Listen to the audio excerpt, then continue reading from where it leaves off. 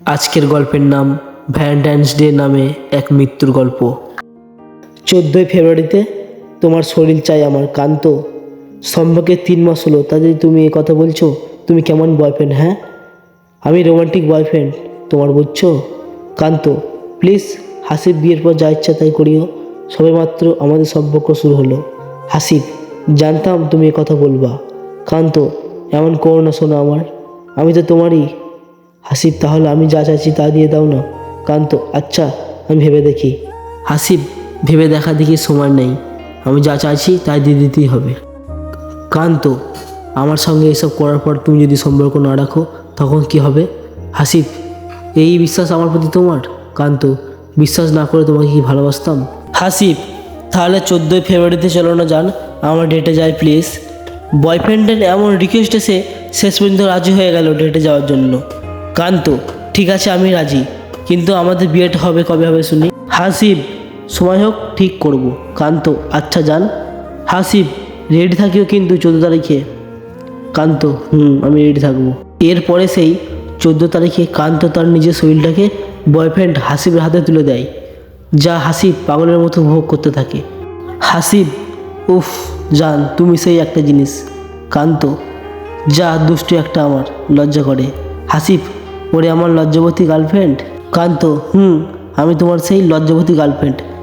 এরপর 14 ফেব্রুয়ারি হাসিব আর কান্ত দুজনে মিলে বেশ রোমাঞ্চ করে ঘুরে বেড়ালো। এর ঠিক 4 মাস পরে কান্ত হঠাৎ করেই মাথা ঘুরে পড়ে যায়, আর সঙ্গে সঙ্গে তাকে ডক্টর দেখানো হলে ডক্টর বলে আপনাদের মেয়ে গর্ভবতী।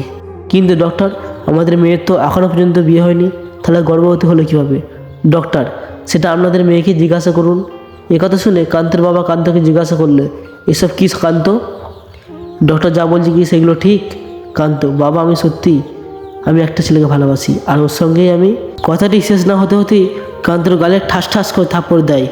এই জন্যই তোকে পড়াশোনা করেছি, এখন সমাজে মুখ দেখাবো কিভাবে? কথাটাই বলি কান্তকে রুমের ভিতর বন্ধ করে বাইরে চলে আসে। এর ফাঁকে কান্ত তার বয়ফ্রেন্ডকে ফোন দেয়।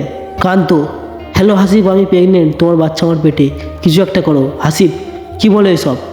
রুমে যাওয়ার পর তুমি ওষুধ খাওনি? কান্ত, না। হাসিব, তুমি খুব ভালো করেছো। কান্ত, চলো আমরা পালিয়ে যাই। হাসিব, আমার পক্ষে সম্ভব না, এছাড়াও আমার পড়াশোনা শেষ হয়নি। কান্ত, তাহলে আমার কি হবে এখন? হাসিব, জানি না কি হবে। কান্ত, জানো মানে? তোমার সন্তান তো আমার পেটে। হাসিব, আমি তোমাকে কি পেটে সন্তান নিতে বলেছি নাকি? ফোন রাখো, ডিস্টার্ব করো না। কান্ত, প্লিজ এমন করিও না, তুমি যদি এমন করো আমার তো মৃত্যু ছাড়া পথ নেই। হাসিব, তুমি যা ইচ্ছা করো। এই বলে হাসিব ফোনটা কেটে দিয়ে ফোনটা সুইচ অফ করে রেখে দিল। এইদিকে কান্ত ফোনের পর ফোন দিয়ে পাগল হয়ে যায়, কিন্তু তার ফোনের কোনো উপায় মিলল না। শেষমেশ কোনো উপায় না পেয়ে কান্ত অন্যটা টাঙিয়ে আত্মহত্যা করে। এই কান্তর মতো পাগলামি কোনো মেয়েই করবেন না। সমস্যা আছে, পরিবারকে মন খুলে বলুন, অবশ্যই সমাধান মিলবে। এই হলো 14 ফেব্রুয়ারিতে ভালোবাসার বিনিময়ে একটি অসুন্দর দৃশ্য।